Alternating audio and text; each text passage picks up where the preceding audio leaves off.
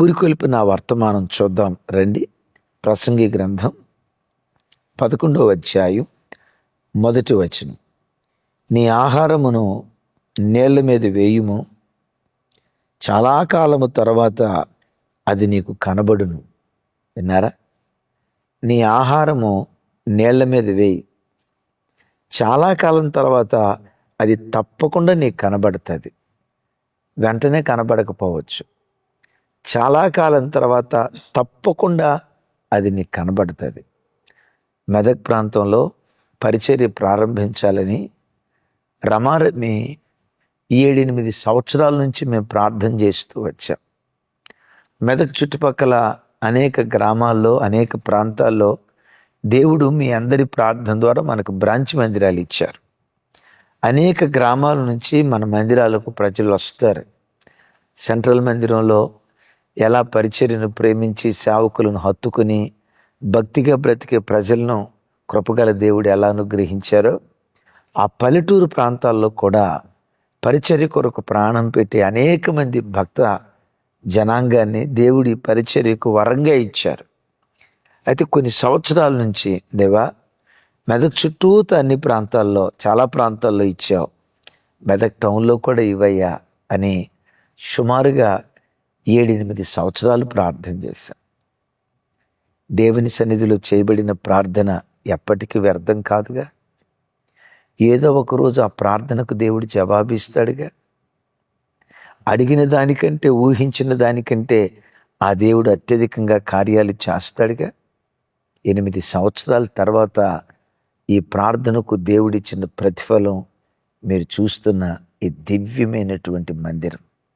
తమ్ముడు, నీ జీవితంలో ఏదైనా ప్రార్థనకు జవాబు రాలేదని, చెల్లి ఎంత ప్రార్థన చేశా జవాబు రాలా, ఇంతేలే ఎంత ప్రార్థన చేసినా అన్నట్లుగా అలసిపోయావా? దేవుడు ఆలస్యం చేస్తున్నాడా? ఒకటి విశ్వసించు, దేవుడు ఎంత ఆలస్యం చేశాడో అంత అద్భుతమైన దాన్ని నీ ఒడిలో దేవుడు వేస్తాడు. దేవుని ఆలస్యం అద్భుతాలకు సంకేతమే కానీ అలక్ష్యానికి సంకేతం కాదు. నిన్ను మర్చిపోయాడు అనేదానికి సంకేతం కాదు. ఎంత ఆలస్యం చేశాడో అంత అద్భుతమైన ఈవి, అంత స్థిరమైన ఈవి నువ్వు పొందుకోబోతున్నావు అన్న సంగతి గ్రహించు.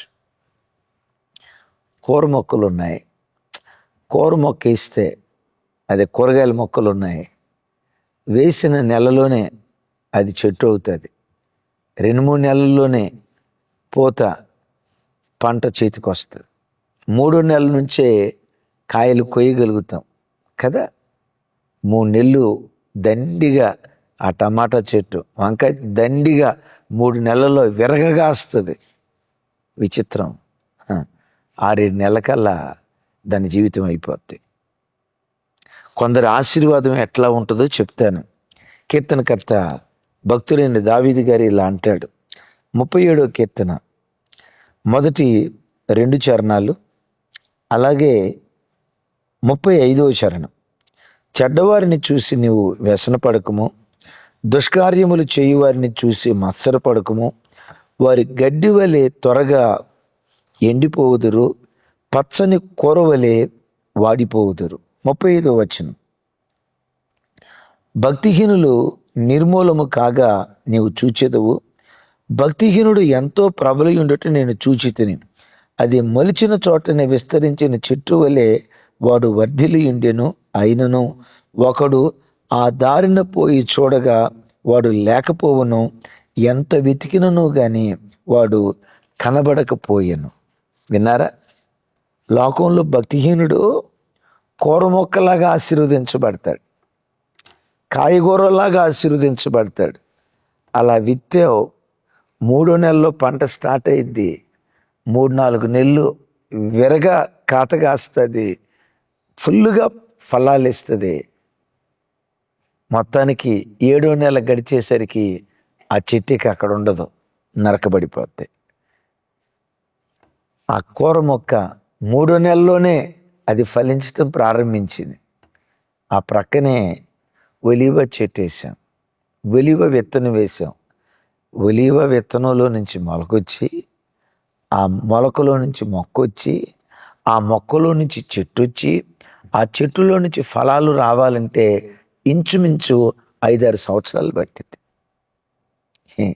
ఈ ఒలీవ చెట్టును చూసి టమాటా చెట్టు, వంకాయ చెట్టు అంటదంట, చూడు చూడు నేను 3 నెలల్లోనే చెట్టునయ్యా, చూడు చూడు 3 నెలల్లోనే నేను ఫుల్గా కాపు కాస్తున్నా, చూడు చూడు ఎరగగాసా, నువ్వు ఉన్నావు 3 నెలల్లో కనీసం మొలకెత్తను కూడా మొలకెత్తల, చిన్నపాటి మొక్క కూడా రాలా, నన్ను చూడు నా సోకు చూడని ఈ కూర మొక్క అనుకుంటుందట. నిజమే, ఒలీవ చెట్టుకు దేవుడిచ్చే ఆశీర్వాదం ఎప్పుడు ఆలస్యంగానే ఉంటుంది. విచిత్రం, 6 సంవత్సరాల తర్వాత అది చెట్టు అయ్యి 6వ సంవత్సరంలో కాపు గాయటం ప్రారంభించింది కదా. ఒలీవ చెట్టు ఎన్ని సంవత్సరాలు బ్రతుకుతుందో తెలుసా? 1000 సంవత్సరాలకు పైగా బ్రతుకుతుంది. కొంతమంది చరిత్రకారులు అంటారు అసలు దానికి మరణమే లేదని. ఇజ్రాయేల్ దేశంలో 2000 సంవత్సరాల నుంచి 2000 సంవత్సరాల క్రితపు ఒలీవ చెట్లు ఎప్పటికీ ఉన్నాయని.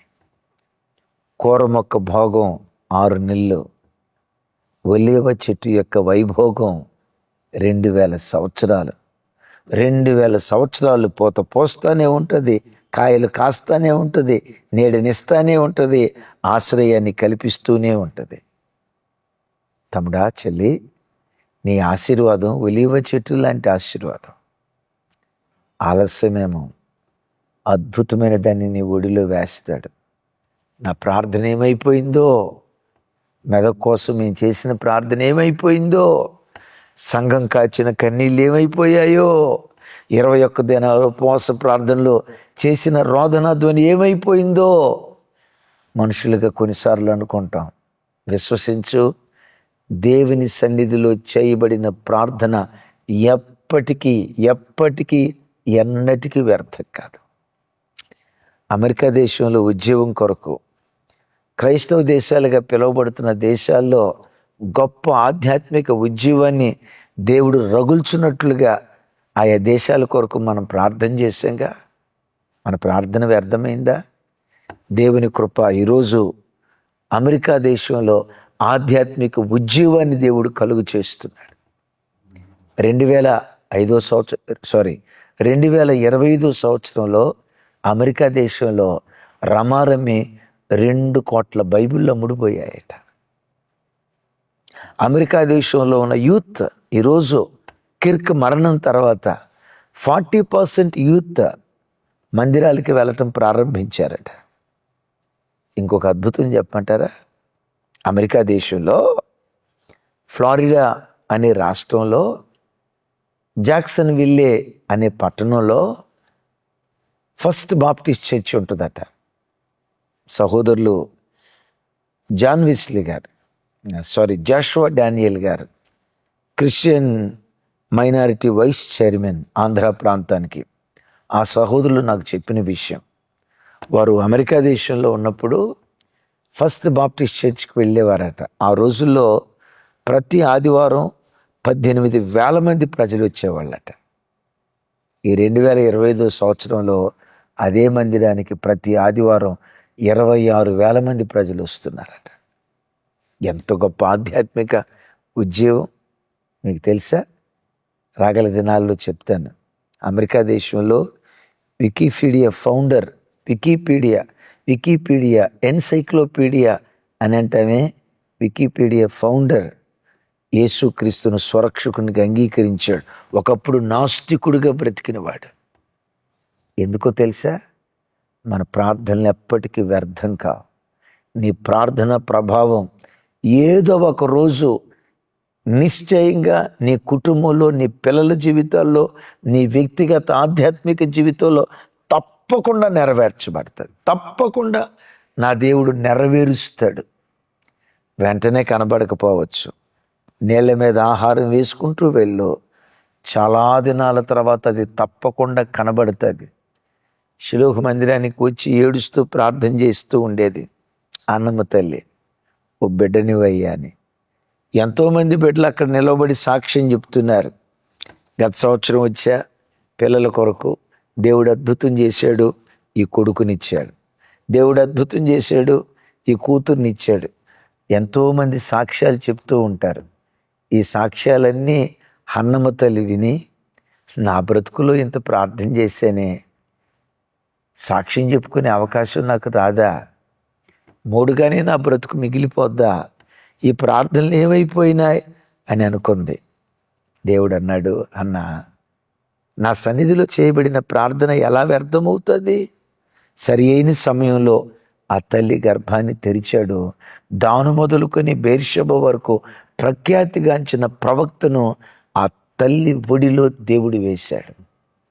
అన్నం అనుకుంది, నేల మీద ఆహారం వేశా, ప్రార్థన చేశా, వ్యర్థమైపోయిందేమో అని అనుకుంది. నేల మీద ఆహారం వేయుము, చాలా దినాల తర్వాత అది తప్పకుండా ఆ ప్రార్థనకు ప్రతిఫలం నీకు కనబడునుగాక. తమ్ముడు, చెల్లి, ఏ ప్రార్థనకు జవాబు రాలేదు, కనపడలేదు, ఏ ప్రార్థనకు ప్రతిఫలాన్ని నేను చూడలేకపోయాను, ఏడుస్తున్నావు, కలవరపడకు. అలా దేవుని సన్నిధిలో ప్రార్థన చేసుకుంటూ వెళ్ళు. తగిన కాలమందు తప్పకుండా నీకు కనబడేటట్లుగా దేవుడు కార్యం చేస్తాడు. ఒక అద్భుతమైన సంగతి చెప్తాను. యేసుక్రీస్తు వారు శిలువ మరణానికి అప్పగించబడబోయే ముందు గెత్సెమనే తోట వైపు వెళ్ళేటప్పుడు 17వ అధ్యాయం యోహాను సువార్త, ప్రార్థన చేసుకుంటూ గెత్సెమనే తోటకు వెళ్ళారు. ఆ 17వ అధ్యాయంలో ప్రార్థన ఏమంటారంటే వాకింగ్ ప్రేయర్. కొంతమంది వాకింగ్ ప్రైజింగ్ చేస్తారు, నడుచుకుంటూ దేవునికి స్తోత్రాలు చెప్తారు. ఓ గ్రామం చుట్టూతో తిరుగుతూ స్తోత్రాలు చెప్తూ, దేవా, ఈ గ్రామాన్ని రక్షించినందుకు స్తోత్రం, ఈ ప్రజలను రక్షించినందుకు స్తోత్రం. ప్రైజ్ వాక్ అంటారు. యేసుక్రీస్తు వారు నడుచుకుంటూ ప్రార్థన చేసుకుంటూ వెళ్ళారు. దీన్ని ప్రేయర్ వాక్ అంటారు. కొందరు ప్రైజ్ వాక్ చేస్తే, యేసుక్రీస్తు వారు ప్రేయర్ వాక్. ఈ ప్రార్థనలో ప్రాముఖ్యంగా 5 విషయాలు చేశారు. ప్రార్థన ఒకటేంటో తెలుసా? తండ్రి, నీవు నాకు అప్పగించిన వారిలో ఎవరిని దుష్టుడు ముట్టకూడదు. నాశనపుత్రుడు ఆల్రెడీ ముట్టబడ్డాడు. తతిమ వాళ్ళలో ఎవరిని దుష్టుడు ముట్టకూడదు. నంబర్ 1, సత్యమందు వీరిని ప్రతిష్ఠ చేయి. నంబర్ 2, నంబర్ 3, తండ్రి, నీవు నేను ఏకమై ఉన్నలాగున ఈ 11 మంది అపోస్తుల్లో ఏకమై ఉండేటట్లుగా సహాయం చేయయ్యా. తండ్రి, నా యందు నీకు ఏ ప్రేమ ఉందో, నీ యందు నాకు ఏ ప్రేమ ఉందో, అలాంటి ప్రేమతో వీరు ఒకరినొకరు ప్రేమించుకోవాలి. 5వది, నేనుండే స్థలంలో ఈ పిల్లలు ఉండాలి. 5 విషయాలు ప్రార్థించారు. దైవజనమ, కొన్ని సందర్భాల్లో యేసయ్య అంత ప్రార్థన చేసినా పేతురు అంత మారినట్లుగా, యోహాను, యాకోబు, అపోస్తులు అంత మారినట్లుగా, అంత మార్పుతో కూడుకున్న ప్రవర్తన కనపడినట్లుగా చూడం. కొన్నిసార్లు నువ్వు ప్రార్థన చేసినప్పుడు కూడా భర్త కొరకు, పిల్లల కొరకు, ఆరోగ్యం కొరకు, ఆర్థిక విషయాల కొరకు ఎంత ప్రార్థన చేసినా ఆ ప్రార్థనకు జవాబు వచ్చినట్లుగా నీకు అనిపించదు. కలవరపడకు. ఏదో ఒక రోజు దేవుని సన్నిధిలో నువ్వు చేసిన ప్రార్థనకు తప్పకుండా దేవుడు ప్రతిఫలం ఇస్తాడు. ఆమేన్. యేసయ్య 5 విషయాల కొరకు ప్రార్థించారు కదా. మిమ్మల్ని అడుగుతా, ఆ తతిమ 11 మంది అపోస్తుల్లో ఎవరినైనా దుష్టుడు ముట్టాడా? ముట్టాలని ప్రయత్నం చేశాడు, కానీ ముట్టలేకపోయాడు. నా పిల్లల్ని దుష్టుడు ముట్టకూడదయ్యా, ప్రార్థన చేస్తున్నావు కదూ, నిశ్చయంగా నీ ప్రార్థన ద్వారా నీ పిల్లలను దుష్టుడు ముట్టడో. నామకార్థులుగా బ్రతుకుతున్నారా పిల్లలు, కుటుంబీకులు? ప్రార్థన చేసుకుంటూ వెళ్ళు. సత్యానికి సాక్షులుగా బ్రతికేటట్లుగా ఏదో ఒక రోజు ప్రభు చేస్తారు. శిష్యులు కొట్లాడుకుంటూ ఉండేవాళ్ళు, నేను గొప్ప, ఐక్యత లేదు. యేసయ్య ప్రార్థన చేశారు. గెత్సెమనే తోట నడుచుకుంటూ వెళ్ళి చేసిన ప్రార్థన వ్యర్థమైపోయిందా? ఆ చివరికి 11 మంది అపోస్తులు, 12 మంది అపోస్తులు ఏక మనసుతో, ఏక భావంతో, ఏక తాత్పర్యంతో, ఏక హృదయంతో బ్రతికినట్లుగా అపోస్తుల కార్యాల్లో మనం చూడమా? యోహాను సువార్త 17వ అధ్యాయంలో వారు ఐక్యంగా ఉండాలని ప్రార్థన చేస్తే ఆ ప్రార్థన వ్యర్థమైందా? ఇప్పుడు అపోస్తుల్లో ఒకరినొకరు ప్రేమించుకుంటూ లేరా? బైబిల్ ఎక్కడ చూసినా పేతురు, యోహాను, యాకోబు ఆ త్రయం ఎంత కలిసి ఉన్నారు. ప్రతిమ అపోస్తులు కూడా ఎంత కలిసి ఉన్నారు. ఎంత గొప్ప ప్రేమ, ఎంత గొప్ప ప్రేమ. నేను ఎక్కడుంటానో అక్కడ వాళ్ళు ఉండాలి. అవును, పరలోక పట్టణంలో పునాదుల మీద అపోస్తుల పేరు రాయలేదా? పరలోకంలో కనపడుతున్నారు అపోస్తులు, ప్రేమతో కనపడుతున్నారు, ఐక్యతతో కనపడుతున్నారు, సత్యానికి స్తంభాలుగా ఉన్నారు. విశేషంగా వారిలో ఎవరిని దుష్టుడు ముట్టలేదు. ఎందుకో తెలుసా? నేల మీద యేసయ్య ఆహారం వేసుకుంటూ వెళ్ళాడు. తప్పకుండా ఫలం అపోస్తుల కార్యాల్లో మనం చూస్తాం. తమ్ముడు, చెల్లి, దేవుని అనుభవించిన సేవకునిగా, ప్రార్థనా మాధుర్యాన్ని ఎరిగిన దేవుని ప్రతినిధిగా చెప్తున్నా, దేవుని సన్నిధిలో నువ్వు చేసిన ప్రార్థన ఎప్పటికీ వ్యర్థం కాదు. మెదక్ టౌన్లో పరిచర్య ప్రారంభించాలని 8 సంవత్సరాల నుంచి ఏడ్చా. ఈరోజు దేవుడు ద్వారం తెరిచాడు. అయితే విషయం తెలుసా? మందిరం ఇవ్వక మునిపే ఆత్మలను దేవుడిచ్చాడు. మెదక్ టౌన్లో కూడా మన కొరకు ప్రాణం పెట్టే, దేవుని పరిచర్య కొరకు ప్రాణం పెట్టే బిడ్డలను దేవుడు అనుగ్రహించాడు. నేనంట, గొర్రెల్నిచ్చిన దేవుడు దొడ్డినీయకుండా ఉంటాడా? వినారీ మాట? గొర్రెల్నిచ్చిన దేవుడు దొడ్డినీయకుండా ఉంటాడా? దొడ్డినీయక మునిపే, అదే మందిరాన్ని ఇవ్వక మునిపే గొర్రెల్నిచ్చాడు. గొర్రెల్నిచ్చిన దేవుడు ఈరోజు దొడ్డినిచ్చాడు. ప్రార్థనకు దేవుడిచ్చిన ప్రతిఫలం. మెదక్ మందిరం చూసినప్పుడల్లా దేవుని సన్నిధిలో నువ్వు చేసే ప్రార్థన ఎప్పటికీ వ్యర్థం కాదని నిశ్చింతతో ధైర్యంగా బ్రతుకు. అట్టి కృప దేవుడు మనందరికీ దయచేయునుగాక. చిన్న ప్రార్థన చేస్తాను. ఈరోజు తప్పకుండా మెదక్ డెడికేషన్కి రండి. దూర ప్రాంతాల్లో ఉండేవారు లైవ్ చూస్తూ ఆశీర్వదించబడగలరు. తండ్రి, మాతో మీరు మాట్లాడిన శ్రేష్టమైన మాటల కొరకు స్తోత్రం. మీ సన్నిధిలో చేయబడిన ప్రార్థన ఎప్పటికీ వ్యర్థం కాదు సెలవిచ్చావు అయ్యా. ఈ దినం మందిర డెడికేషన్ విషయంలో మీరు కృప చూపబోతున్నందుకు స్తోత్రాలు. నీ ప్రజలు ఈ వాక్యం విన్నారు. నా ప్రార్థన వ్యర్థమైపోయింది, కృంగిన ప్రతి బిడ్డను బ్రతికించుదురుగాక. వారు అడిగిన దానికంటే, ఊహించిన దానికంటే అత్యధికంగా మీరు దయచేయుదురుగాక.